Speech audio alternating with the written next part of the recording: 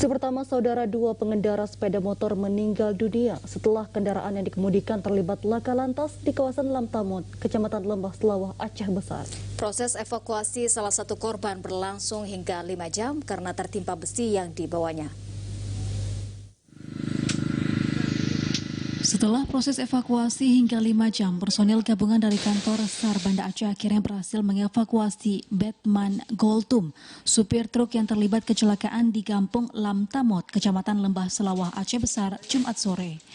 Begitupun luka parah yang diderita warga kota Medan, Sumatera Utara ini membuat nyawanya tidak tertolong. Korban menderita luka parah setelah besi yang diangkut truk yang disopirinya terbalik dan menimpa tubuhnya. Berat besi ulir yang tumpah dari badan truk membuat petugas harus ekstra keras memindahkan besi dengan menggunakan sejumlah peralatan.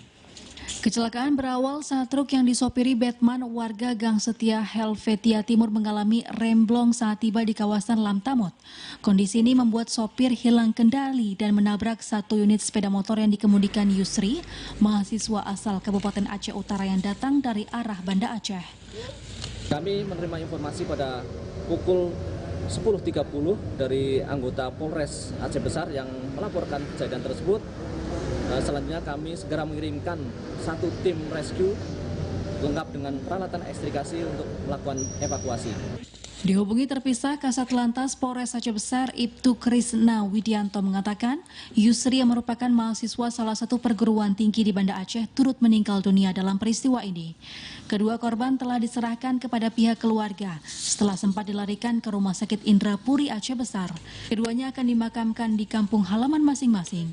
Kasus ini kini ditangani Satlantas Polres Aceh Besar.